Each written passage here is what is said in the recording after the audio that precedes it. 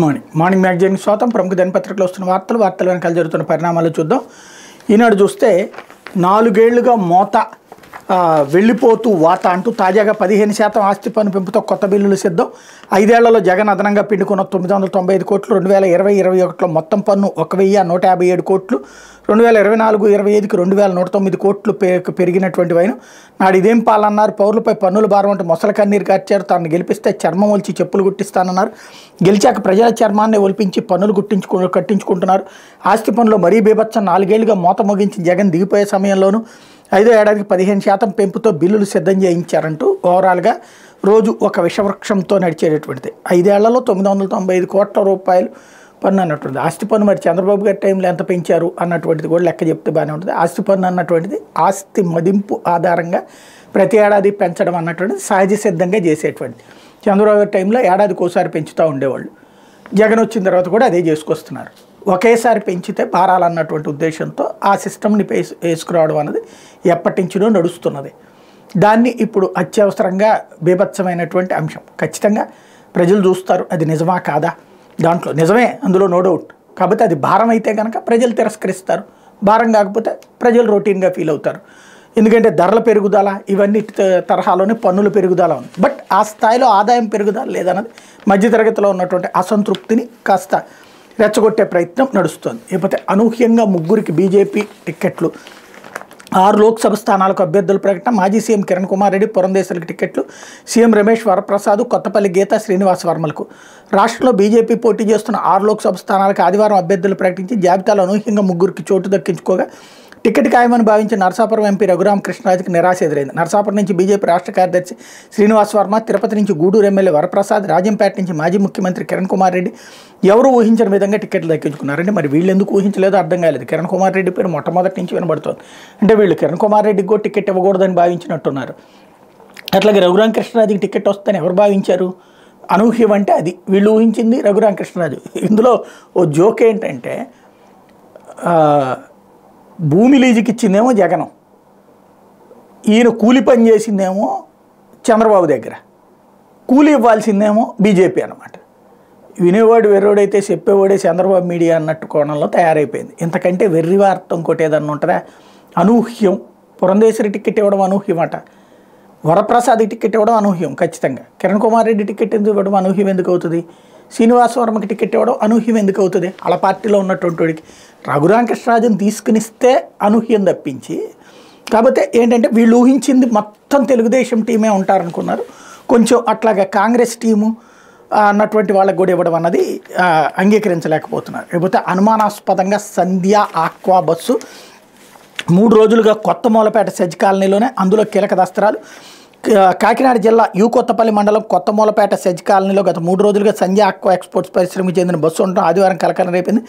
బస్సులు అట్టపెట్టలో ఉండడాన్ని గుర్తించినటువంటి స్థానికులు పోలీసులు సమాచారం అందించారు. నెల 16న విశాఖ పోర్టుకు బ్రెజిల్ నుంచి వచ్చిన కంటైనర్లో భారీగా డ్రగ్స్ నిల్వలు ఉండడాన్ని గుర్తించడం సిబిఐ అధికారులు సంజయ్ ఆక్వా పరిశ్రమకు చెందినగా నిర్ధారించడం తెలిసింది. దీంతో 2 రోజుల పాటు సిబిఐ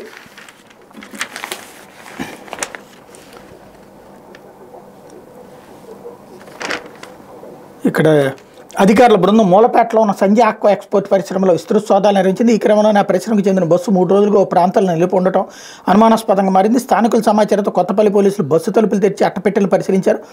ఒక్కో పెట్టెలో పరిశ్రమలకు చెందిన దస్త్రాలు, ఎలక్ట్రానిక్ పరికరాలు, భారీగా ఓ బ్యాంకుకి చెందినట్టు చెక్ బుక్లు ఉన్నట్టు గుర్తించారు. ఎస్ఐ స్వామినాయుడు పరిశ్రమ ప్రతినిధితో మాట్లాడి బస్సును ఇక్కడ నిలిపించడానికి గల కారణాలు తెలుసుకున్నారు. మరమ్మతులు గురవడంతో 3 రోజులుగా అక్కడే పార్కింగ్ చేయాల్సి వచ్చిందని ప్రతినిధి తెలిపినట్టు ఎస్ఐ చెప్పారు. తనిఖీల అనంతరం పరిశ్రమ ప్రతినిధులకు బస్సు రికార్డులను అప్పగించినట్టు వివరించారు.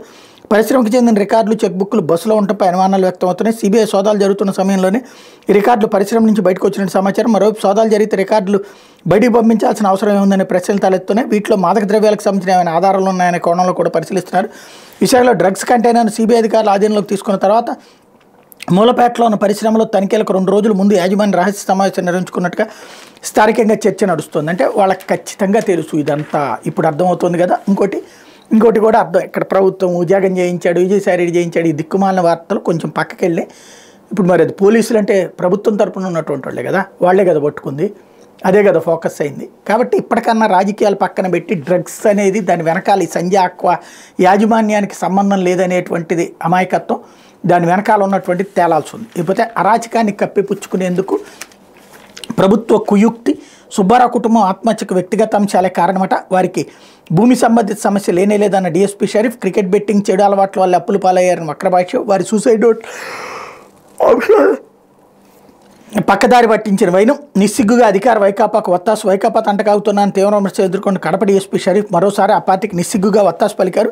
అధికార పార్టీ అరాచకాన్ని కప్పిచ్చేందుకు విశ్వ ప్రయత్నాలు చేశారు. వైఎస్ఆర్ జిల్లా ఒంటిమిట్ట మండలం కొత్త మాధవరానికి చెందిన చేనేత కార్మికుడు సుబ్బారావు, ఆయన భార్య పద్మావతి, కుమార్తె వినయ వైకాపా నాయకులు భూదాహం వల్ల బలవర్మానానికి పాల్పడ్డాడుగా డీఎస్పీ షరీఫ్ ఆ విషయాన్ని పూర్తిగా పక్కదారి పట్టించేందుకు ప్రయత్నించారు. తన తండ్రి పేరిట ఉన్న భూమిని రెవెన్యూ రికార్డులు ఇతర పేరిట మార్చేసి దాన్ని తాము అమ్ముకోవడానికి వీల్లేకుండా చేశారు. తహసీల్దార్ లంచం తీసుకుని తమను నాశనం చేశారని సుబ్బారావు సూసైడ్ నోట్లో స్పష్టంగా పేర్కొన్న డీఎస్పీ దానికి వక్రభాష్యం చెప్పారన్నటువంటి వార్తని హైలైట్ చేశారు. ఇకపోతే ఎన్నికల ఫీల్డ్లో తొండాట, వైకాపాకు ఫీల్డ్ అసిస్టెంట్ల ప్రచారం, జగన్కు ఓటేకపోతే ఉపాధి పనులు ఉండవని కూలీలకు బెదిరింపు, చేష్టలుడికి చూస్తున్న ఎన్నికల సంఘం.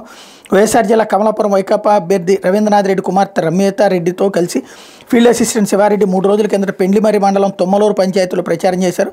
చిత్తూరు జిల్లా గూడుపల్లి మండలం చీకటిపల్లి ఫీల్డ్ అసిస్టెంట్ వెంకటేష్, కుప్పం వైకాపా అభ్యర్థి భరత్కు మద్దతుగా ఈ నెల 18న ప్రచారం చేశారు. వైకాపా కండవ మెడలో వేసుకుని మరీ పాల్గొన్నారన్నటువంటి వార్తని హైలైట్ చేశారు. ఇకపోతే కస్టడీ నుంచే కేజ్రీవాల్ పాలన, తొలిసారి అధికారిక ఉత్తర్వులు జారీ, నీటి సమస్యను నివారించాలంటూ మంత్రి అతీష్కి నోటు ద్వారా ఆదేశాలు. ఇదొక బిల్డప్ గేమ్ తప్పించి ఆదేశాలు జారీ చేసేది ఏంది, అక్కడ ఉండేటుంది ఆ శాఖ మంత్రిగా చూసుకునేది, దాంట్లో లెటర్ రాసేసి దాంతో చేసేసినట్టుగా అదే ఏది ఒక స్వతంత్ర సమరయోధుల్లాగా ఆయనకు బిల్డప్ ఇచ్చేటటువంటి కార్యక్రమం ప్రస్తుతం నడుస్తూ ఉన్నటువంటిది. కుంభకోణాల్లో దొరికినటువంటి కూడా గాంధీ గారిలాగా చూపించేటటువంటి ప్రయత్నం చేస్తున్నారు. ఇకపోతే ప్రతి 100 ఆత్మహత్యల్లో 5 మత్తు బానిసలవే. మద్యం మాదక ద్రవ్యాలు అలవాటై 4 ఏళ్లలో 1638 మంది బలవన్మరణాలు, పంజాబ్ ఉత్తరప్రదేశ్ మించి బలవంతపు చావులు, 5 ఏళ్ల జగన్ పాలనలో డ్రగ్స్ గంజాయి కేంద్రంగా మారిన రాష్ట్రం, ఆ ఫలితమే ఈ ఆత్మహత్యలు. ఆంధ్రప్రదేశ్ని డ్రగ్స్ గంజాయి కేంద్రంగా మార్చేసిన జగన్ ప్రజల ప్రాణాన్ని బలి తీసుకుంటున్నారు. గత 5 ఏళ్ల వైకాపా పాలనలో ఇవి రాష్ట్రంలోని ప్రతి మూలకు వ్యాపించే, వాటి అందుబాటు వినియోగం విపరీతంగా పెరిగిపోయి దీంతో మాదక ద్రవ్యాలకు బానిసలైన అనేక మంది వాటిని అధికంగా తీసుకోవడం వల్ల మానసికంగా దెబ్బతిని ఆత్మహత్యలు చేసుకున్నారు. జగన్ జమానాలో 2019 నుంచి 22 మధ్య 30,430 మంది ఆత్మహత్యలు చేసుకోగా వాళ్ళలో 1,638 మంది మాదక ద్రవ్యాలు మద్యానికి బానిసలై ప్రాణాలు తీసుకున్న వారంటే రాష్ట్రంలో ఆత్మహత్యలు చేసుకున్న ప్రతి 100 మందిలో 5 మత్తు బానిసలే ఉండటం ఈ రక్కసి ఎంత ప్రమాదకరంగా కోరలు సాచిందో కళ్ళకు కడుతోంది. మరి మిగతా 95 కారణాలు ఎవరు? చంద్రబాబా?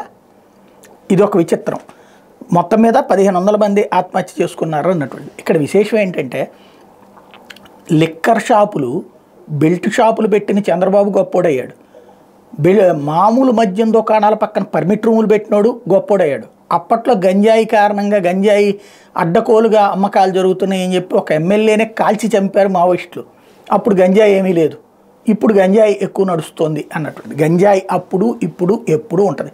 తెలంగాణలో ఎక్కడి నుంచి వస్తుంది, దేశమంతా ఎక్కడి నుంచి వస్తుంది. గంజాయి డ్రగ్స్ అనేటువంటిది ఒక వ్యసనంలాగా చూడాలి. దాన్ని రాజకీయ పార్టీల కోణంలో నుంచి పత్రికలు వార్తలు రాసిన తర్వాత ఇక దర్జాగా ఈ అక్రమార్కులు లేకపోతే స్మగ్లర్లు హ్యాపీగా బతికేస్తారు. ఎందుకంటే పట్టుకున్నప్పుడు ఎవడో ఒక రాజకీయ నాయకుడి పేరు చెప్తే దర్యాప్తు అంతా అడిపోతుంది, వాళ్ళని కాపాడేటటువంటి పని జరుగుతుంది. దొంగలకి తాళాలు ఇస్తున్నాయి మీడియా సంస్థలు. ఇంతకంటే దిగజారుడు జర్నలిజం మరెక్కడా లేదేమో. వాళ్ళ బుద్ధే అట్లా వక్రీకరణ కాబట్టి ఎవడేం చేయలేకపోతే. మా వాహనాలే మీకు కనిపిస్తాయా? వైకాపా నేతల కార్లను తనిఖీ చేయడం, పోలీసులు తీర్పై లోకేష్ ఆగ్రహం, డీజీపీ ఎస్పీని మార్చాలని డిమాండ్. తెలుగుదేశం పార్టీ ప్రధాన కార్యదర్శి మంగళగిరి నియోజకవర్గ కూటమి అభ్యర్థి నారా లోకేష్ తన ఇంటి నుంచి ప్రచారానికి వెళ్తుండగా ఆదివారం 2 సార్లు ఆయన వాహనాల్లో ఉండవల్లి స్క్రూబ్రిడ్జ్ చెక్ పోస్ట్ వద్ద పోలీసులు ఆపి తనిఖీ చేయడం విమర్శలకు దారితీసింది. శుక్రవారం శనివారంలో రోజుకోసారి తనిఖీ చేయగా ఆదివారం మాత్రం ఉదయం మధ్యాహ్నం 2 సార్లు చేయడంతో లోకేష్ అసహనానికి గురయ్యారు. అక్కడ విధి నిర్వహణలో ఉన్న ఎస్ఐ శ్రీనివాసరావును ఉద్దేశించి నా వాహనాన్ని ఈ ఒక్కరోజు 2 సార్లు తనిఖీ చేయడం ఏంటి, మిగిలిన వాహనాలు మీకు కనిపించడం లేదా? ఎమ్మెల్సీ మురుగుడు హనుమంతరావు, ఎమ్మెల్యే ఆళ్ల రామకృష్ణారెడ్డి, ముఖ్యమంత్రి ఇటువైపే వచ్చి వెళ్తున్నారు కదా, ఏ రోజైనా వారి వాహనాలను ఆపి తనిఖీ చేశారు, నా ఒక్కడి వాహనాలను ఎందుకు పరిశీలిస్తున్నారని నిలదీశారు. ఎస్ఐ నుంచి పైనుంచి వచ్చిన ఆదేశాల మేరకు చేస్తున్నామని ఎస్ఐ తెలపడంతో లోకేష్ మరింత కోపోద్రిక్తులయ్యారు. విపక్ష నేతలకు చెందిన వాహనాలు మీకు కనిపిస్తాయా, నా వాహనాలను తనిఖీ చేయమని పై స్థాయిలో చెప్పిన అధికారి ఎవరంటూ లోకేష్ తిరిగి ప్రశ్నించగా సదరు పోలీసు అధికారి అన్ని వాహనాలను తనిఖీ చేయాలని ఆదేశాలు ఉన్నాయంటూ మాట మార్చారు. ఉదయం తనిఖీ చేసే సంగతి తనకు తెలియదని చెప్పగా, తాను అప్పుడు డ్యూటీలో లేనని చెప్పగా అసలు ఇన్నిసార్లు చేయడం ఏంటి, గతంలో నా వాహనాన్ని ఎప్పుడూ తనిఖీ చేయలేదు, ఇప్పుడే ఎందుకు చేస్తున్నారో సమాధానం చెప్పాలని లోకేష్ పట్టుబట్టారు. రాష్ట్ర ప్రభుత్వ సలహాదారు సజ్జల రామకృష్ణారెడ్డి, సీఎం కార్యదర్శి ధనంజయ రెడ్డి, ఎంపీ విజయసాయిరెడ్డి, వైవి సుబ్బారెడ్డి అనేక మంది మంత్రులు ఎమ్మెల్యేలు ఇటుగా ప్రయాణిస్తున్నారు. వారు ఎవరి వాహనాలను తనిఖీ చేయడం లేదు. నిత్యం ఈ చెక్ పోస్ట్ మీద కానీ మంగళగిరి తాడేపల్లి ప్రాంతాలకు ప్రచారానికి వెళ్ళి నా వాహనాన్ని ఆపి తనిఖీ చేయడం చూస్తుంటే ఉద్దేశపూర్వకంగా జరుగుతున్నట్టుంది. ఇది ఓ రకంగా వేధింపులకు గురి చేయడమని లోకేష్ మీడియాతో పేర్కొన్నారు. కేవలం తెలుగుదేశం పార్టీ జనసేనకు చెందిన అభ్యర్థులు నేతల వాహనాలనే ఆపి తనిఖీ చేయాలని ఉన్నత స్థాయి నుంచి ఆదేశాలు వచ్చాయని సాక్షాత్ ఎస్ఐ చెప్పారు. చట్టం అంటే అందరికీ ఒకేలా ఉండాలి, రాష్ట్రంలో అది లోపించింది, డీజీపీ ఇష్టం వచ్చినట్టు వ్యవహరిస్తున్నారు, ఆయన ప్రభుత్వ అధికారిగా పనిచేయడం లేదు, విపక్షాలను ఇబ్బంది పెట్టడమే ధ్యేయం, ఆయన తీరు చాలా జుగుప్సాకరంగా ఉంది. ప్రస్తుతం రాష్ట్రంలో డీజీపీ ఆదేశాలను అనుసరించి గుంటూరు ఎస్పీ వివక్ష చూపుతున్నారు, డీజీపీ ఎస్పీని తక్షణం విధుల నుంచి తప్పించాలని కోరుతున్నా, దీనిపై మేము ఎన్నికల సంఘానికి ఫిర్యాదు చేస్తాం, ఖచ్చితంగా డీజీపీ ఎస్పీని మార్చే వరకు పోరాడతామని లోకేష్ స్పష్టం చేశారన్నట్టు వార్తని హైలైట్ చేశారు. ఇకపోతే సాక్షి ఎల్లో కల్లోలం 30కి పైగా స్థానాల్లో బగ్గుమంటున్న టీడీపీ నేతలు, సీట్లు రాక పలు చోట రెబల్స్గా మారిన తెలుగు తమ్ముళ్ళు, రాష్ట్ర వ్యాప్తంగా తెలుగుదేశం పార్టీ అసమ్మతితో అట్టుడుగుతోంది. ఆ పార్టీ అధినేత చంద్రబాబు నాయుడు 3 విడతల్లో 138 స్థానాలకు అభ్యర్థులు ప్రకటించారు. ఇప్పటివరకు 30కి పైగా నియోజకవర్గాలు అసంతృప్తి పెళ్ళుకుంది. ఆయా నియోజకవర్గాల సీట్లు దక్కని నేతలు అధినేతపై బహిరంగంగానే వర్షాలు గుప్పిస్తున్నారు. వాళ్ళ అనుచరులు ఆందోళన నిరసనతో హోరెత్తిస్తున్నారు. పలు చోట్ల అసమ్మతి నాయకులు స్వతంత్రంగా బరిలోకి దూకేందుకు వెనకాడేది లేదని హెచ్చరిస్తున్నారు. వాళ్ళని బుజ్జిగించేందుకు చంద్రబాబు వరుసగా సమావేశాలు నిర్వహిస్తూ సీనియర్ నేతలను వాళ్ళ వద్దకు పంపుతూ కొందరితో రాయబారాలు నడుపుతున్నారన్నటువంటి వార్తని హైలైట్ చేశారు. లేకపోతే శవాలపై పేలాలు అంటూ పచ్చమొక్క భూమాయికు చేనేత కుటుంబం బలి, 2015లో ఆన్లైన్లో చేర్చినట్టు మోసం, 2017లో మరో మహిళ పేరుతో ఆన్లైన్లోకి ప్రభుత్వ భూమికి పట్టాలు ఇచ్చినట్లు వంచిన, భూమి దక్కకపోవడం, వ్యసనాలు, 40 లక్షలకు పైగా అప్పులతో కుటుంబాన్ని కడతీర్చి సుబ్బారావు బలవన్ మరణం అంటూ మా గ్రామంలో 3 చనిపోవడం చాలా బాధాకరం. అప్పుల బాధలు సుబ్బారావును చుట్టుముట్టే, ఆయన భూమి ఆన్లైన్ వ్యవహారం టీడీపీ హయాంలోనే జరిగింది, దాన్ని ఈ ప్రభుత్వానికి అంటగట్టడం వివేకం. సుబ్బారావు తండ్రి చలపతి 3 ఏళ్ల క్రితం చనిపోయారు. వృత్తికి దూరమైన సుబ్బారావు మద్యం వ్యసనాలతో అప్పుల్లో కూరుకుపోయి తను చాలించాలనుకున్నాడు. భార్య కుమార్తెను హత్య చేయడాన్ని జీర్ణించుకోలేకపోతున్నామంటూ వన్నెల చంద్రశేఖర్ గ్రామ పెద్ద కొత్త మాధవరం ఒంటిమెట్ట ఎవరిదో పెట్టుకొచ్చారు. ఇంతకీ అక్కడ జరిగింది మర్డరా సూసైడా? వాళ్ళిద్దరూ సూసైడే చేసుకున్నారన్నటువంటి విషయాన్ని ఓ పక్కన పోలీస్ డిపార్ట్మెంటే తేల్చింది, ఫోరెన్సిక్ రిపోర్ట్ ఉంది, దాన్ని మర్డర్ కిందకి మార్చేటటువంటి ప్రయత్నం. ఇట్లాంటి దిక్కుమాలినటువంటి మార్పులే అసలు సమస్య. దాంట్లో అతనే రాశాడు, అది అవునా కాదా అన్నటువంటిది పబ్లిక్ తేల్చుకుంటారు. బట్ దాన్ని వక్రీకరించడం సాక్షికి చెల్లింది ఇక్కడ. లేకపోతే సంధ్యా నిర్వాకాలతో ఎగుమతులకు దెబ్బ, డ్రగ్స్ మాఫియా వల్ల ప్రపంచంలో మత్స్య పరిశ్రమ, AP mechanised fishing boat operators association అధ్యక్షుడు వాసుపల్లి జానకిరామ్ అంటూ ఓవరాల్గా సంధ్య ఆక్వా మాకు సంబంధం లేదని చెప్పేందుకోసం వీళ్ళతో ప్రెస్ మీట్లు పెట్టించి వైసీపీ అది హైలైట్ సాక్షిలో చేయించడం ద్వారా అది తెలుగుదేశం వాళ్ళది అని చెప్పించేటటువంటి ప్రయత్నం వీళ్ళు చేస్తారు. లేకపోతే మంగళగిరిలో టీడీపీ కోడ్ ఉల్లంఘన, ఓటర్లకు బల్ల బండ్లు, తోపుడు బండ్లు, కొట్టు మిషన్లు పంపిణీ, ఓ ప్రదేశంలో వాటిని నిలిపి ఓటర్లే వాటిని తీసుకెళ్లేలా ఒత్తిడి, అధికారులకు అనుమానం రాకుండా కొనసాగుతున్న ప్రలోభాల పర్వం అంటూ మన మంగళగిరి మన లోకేష్ అంటూ హైలైట్ చేసుకొచ్చారు. లేకపోతే కులబంధంతోనే బాబుకి జేపీ భజన, మేధావి ముసుగులో కులకుటిలత్వం, చంద్రబాబు కోసమే జయప్రకాష్ నారాయణ అసత్య ప్రచారం, కూటమికి ఆయన వంతపాటం దారుణం, రంగాన్ని చంపించిన వ్యక్తులతో కాపులు వెళ్లొద్దు, ఏపీ చలనచిత్ర అభివృద్ధి సంస్థ చైర్మన్ పోసాని కృష్ణమురళి. ఈయన చలనచిత్రానికి ఏం చేశాడో తెలియదు కానీ రోజు రాజకీయ స్టేట్మెంట్లు ఇస్తుంటాడు. మేధావి ముసుగులో జయప్రకాష్ నారాయణ కులకుటిలత్వాన్ని ప్రదర్శిస్తున్నారని ఏపీ చలనచిత్ర అభివృద్ధి సంస్థ చైర్మన్ పోసాని కృష్ణమురళి మండిపడ్డారు. 5 ఏళ్ల అధికారం ఇస్తే చంద్రబాబు ఏపీని సర్వనాశనం చేశారన్నారు. ఈ నిజం తెలిసిన అంగీకరించేందుకు జేపీ కులబంధం అడ్డొస్తోందని, అందుకే ఆయన బాబుకు భజన చేస్తున్నారని ఎద్దేవా చేశారన్నటువంటి వార్తని హైలైట్ చేశారు. లేకపోతే నిరుపేద కుటుంబంలో వెలుగులు, 9 ఏళ్ల మహమ్మద్ కొత్త జీవితాన్ని ప్రసాదించిన సీఎం జగన్, పాఠశాలలో ప్రమాదవశాత్తు కిందపడి పూర్తిగా చితికిపోయిన బాలుడు స్వరపేటిక శ్వాసనాలు, అరుదైన శస్త్రచికిత్సకు 6 లక్షలకు పైగా ఖర్చు, ఇటుక బట్టీలో కూలి పనులు చేసుకున్న కుటుంబానికి స్తోమతకు మించినటువంటి భారం, అరుదైన శస్త్రచికిత్సకు పూర్తి ఖర్చులు భరించిన రాష్ట్ర ప్రభుత్వం, మరో శస్త్రచికిత్సతో త్వరలో మాటలు వస్తాయన్న వైద్యులు అన్నటువంటి వార్తని హైలైట్ చేశారు. లేకపోతే కంగనా, నవీన్ జిందాల్కి బీజేపీ టికెట్లు, లోక్సభ ఎన్నికలకు సంబంధించి మరో 111 మంది అభ్యర్థులతో బీజేపీ ఆదివారం 5వ జాబితా విడుదల చేసింది. కేంద్ర మంత్రి అశ్విని కుమార్ చౌబే, ఎంపీ వరుణ్ గాంధీకి ఈసారి టికెట్లు నిరాకరించింది. బాలీవుడ్ నటి కంగనా రనౌత్ అభ్యర్థిత్వం ఖరారైంది. ఆమె హిమాచల్ ప్రదేశ్లోని మండి నుంచి బరిలోకి దిగారు. ఆదివారమే బీజేపీలో చేరినటువంటి కాంగ్రెస్ మాజీ ఎంపీ నవీన్ జిందాల్ హర్యానాలోని కురుక్షేత్ర నుంచి పోటీ చేయబోతున్నారు అన్నటువంటి వార్తని హైలైట్ చేశారు.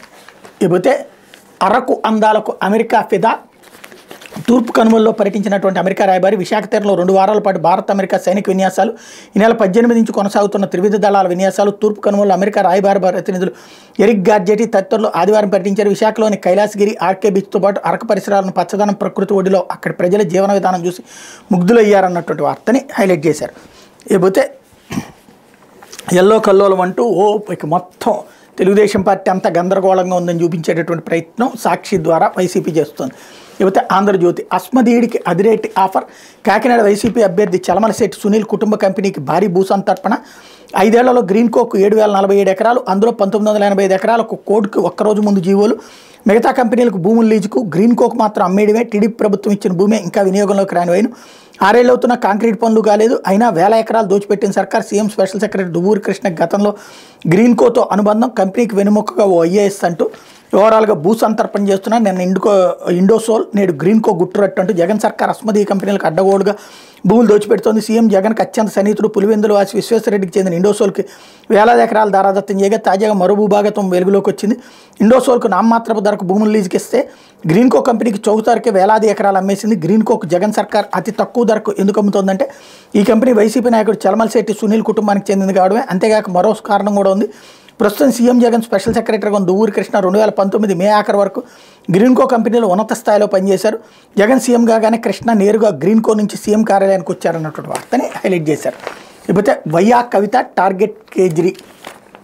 ఢిల్లీ సీఎంకు ఉచ్చు బిగించే దిశగా దర్యాప్తు. కవితపై రోజంతా ప్రశ్నల వర్షం. వాంగ్మూలాలు కవిత ముందుంచి ప్రశ్నలు. లిక్కర్ స్కామ్లో మేకా శరణ్ పాత్రపై ఆరా. 8వ రోజుకు చేరిన కవిత విచారణ. నిజామాబాద్లో ఈడీ దర్యాప్తు. అట్లాగే జైలు నుంచే కేజ్రీవాల్ పాలన అంటూ ఓవరాల్గా ఈ జ్యోతి మాత్రం యాంటీ బీజేపీ స్టాండ్ కొనసాగిస్తూ ఉంది. అందులో కవితని ఇప్పుడు హీరోయిన్గా చూపించేటటువంటి ప్రయత్నం చేస్తుంది. లేకపోతే రఘురామరాజుకి నిరాశే. నరసాపురం బీజేపీ అభ్యర్థిగా శ్రీనివాస వర్మ, రాజమండ్రిలో పురంధేశ్వరి, అనకాపల్లి నుంచి సీఎం రమేష్, అరకు గీత, రాజంపేట కిరణ్, తిరుపతి లోక్సభ బరిలో వరప్రసాద్. నేడు అసెంబ్లీ అభ్యర్థుల ప్రకటన. తిరుపతిలో ఆరణి శ్రీనివాసులే. మరో 11 స్థానాలకు సేన అభ్యర్థుల ప్రకటన. రాజోల్లో మాజీ ఐఏఎస్ వరప్రసాద్, పి గన్నవరంలో సత్యనారాయణ, ఇక పాలకొండ, అవనిగడ్డ, విశాఖ దక్షిణం పెండింగ్ అంటూ మరొక వార్త హైలైట్ చేశారు. వైసీపీకి మరో దళిత ఎమ్మెల్యేలు గుడ్ బై. వరప్రసాద్ బీజేపీలో చేరి కాంగ్రెస్లోకి ఎలీజా. ఇప్పటికే 3 ఎస్సీ సభ్యుల రాజీనామా అన్నటువంటి వార్తని హైలైట్ చేశారు. లేకపోతే టీడీపీ గెలుపు మాదిగల గెలుపు అంటూ పార్టీతో మాదిగలది శాశ్వత బంధం. మందకృష్ణ మాదిగతో భేటీలో చంద్రబాబు. ఎన్డీఏకు మద్దతు ప్రకటించిన ఎంఆర్పీఎస్. తెలుగుదేశం పార్టీ గెలిస్తే మాదిగలు గెలిచినట్టేనని టీడీపీతో మాదిగలది శాశ్వత బంధం అని టీడీపీ అధినేత చంద్రబాబు నాయుడు అన్నారు. ఆదివారం ఉండవల్లిలో చంద్రబాబుతో ఎంఆర్పీఎస్ నేత మందకృష్ణ భేటీ అయ్యారు. చంద్రబాబు పలు అంశాల్లో వినతిపత్రం సమర్పించారు. ఈ సందర్భంగా చంద్రబాబు మాట్లాడుతూ మాదిగ వర్గ ప్రజల అభ్యున్నతికి మొదటి నుంచి పనిచేసిన పార్టీ తెలుగుదేశం అన్నారన్నటువంటి వార్తని హైలైట్ చేశారు. ఇకపోతే గనుల శాఖలో గనుడు. ఎండీసీని శాసిస్తున్న ల్యాబిస్ట్. చాలా ఏళ్ళుగా చక్రనిపుతున్న ప్రైవేటు ఉద్యోగి. వెరైటీ స్క్వాడ్ ఇతర ఖనిజాలపై కన్ను. మార్కెటింగ్ విభాగం అడ్డాగా వ్యవహారాలు, లీజులు, బిల్లులు, టెండర్లు సర్వం ఆయనే. ఓ కంపెనీకి 100 ఎకరాల ప్లాన్ అయిందే. గనుల నుంచి రెవెన్యూ వరకు ల్యాబింగ్. మాట వినని వారిపై సీఎంఓ నుంచి ఫోన్లు. ముఖ్యాధికారితో ల్యాబిస్ట్. చట్టాపట్టాలు చిన్న కంపెనీలకు ప్రోత్సహించవద్దని హుకుం అన్నటువంటి వార్తని హైలైట్ చేశారు. లేకపోతే ఇదేదో తేడాగా ఉందే. రాష్ట్ర అధికారుల తీరుపై ఈసీ విస్మయం. అధికార పక్షం అక్రమాలపై కుప్పల తెప్పలుగా ఫిర్యాదులు. అడిగితే అంతా బాగుందంటున్న కొందరు కలెక్టర్ల ఎస్పీలు. పొంతం లేని సమాచారంపై అనుమానం. వారి పుట్టుపూర్వోత్తరాలపై కమిషనరా. కొందరిపై అంతర్గతంగా విచారణ. వారం తర్వాత వరుసపెట్టి వెయిట్ అంటూ ఓవరాల్గా ఇప్పుడు కనుక అధికారులకి తెలుగుదేశం కంప్లైంట్ ఇవ్వగానే అధికారులను తీసేయాలి, ఉద్యోగాల్లోంచి లేకుండా చేసేయాలి. ఒకవేళ అట్లా తీయకపోతే కనుక వాళ్ళందరూ కూడా వైసీపీ మనుషులు. వాళ్ళు పుట్టింది ఒకవేళ పొరపాటున కడపనినో లేకపోతే వాళ్ళకి ఎవరన్నా చుట్టాల్లో కానీ ఫ్రెండ్స్లో కానీ రెడ్ అని ఉంటే కనుక వాళ్ళు వాళ్ళ మనుషులు అని చెప్పేటువంటి కోణంలో నుంచి ఈసీ ద్వారా యాక్షన్ తీయించుకునేటటువంటి ఎత్తు కూడా ప్రస్తుతం నడుస్తుంది.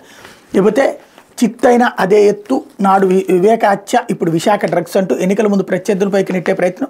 సిబిఐ విచారిస్తుండగానే డ్రగ్స్లో లింకులు. పురంధేశ్వరి, బాబు, లోకేష్ భర్తలపై విషయం. ఎన్నికలకు ముందు మరోసారి జగన్ మైండ్ గేమ్. వివేకాన్ని బాబు చంపించారు. నాడు కథనాలు. చివరికి జగన్ కుటుంబం మేడకు ఆ కేసు అంటూ అప్పుడు అట్లాగే చేశారు. మరి వీళ్ళు చేస్తున్న పని ఏంటి?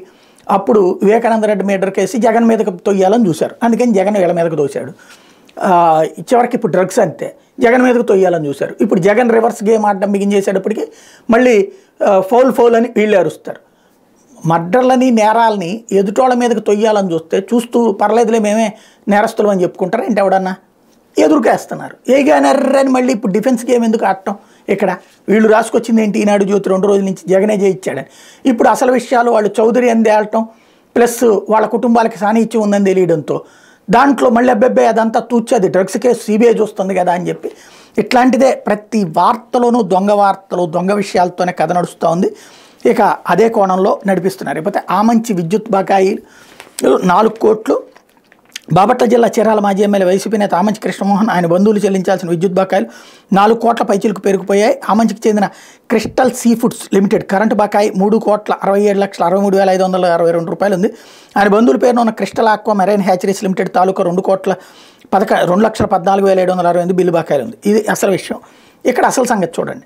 విద్యుత్ బకాయిలు చెల్లించాల్సిన వినియోగదారులందరికీ నోటీసులు ఇచ్చాం. 9 కోట్లకు పైగా రావాల్సి ఉంది. అందులో సగం క్రిస్టల్ సంస్థలు వారి సంబంధికులకు చెందినవి ఉన్నాయి. క్రిస్టల్ సంస్థ నిర్వాహకులు దశల వారీగా చెల్లించేందుకు ట్రాన్స్కో ఉన్నతాధికారుల నుంచి అనుమతి పొందారు.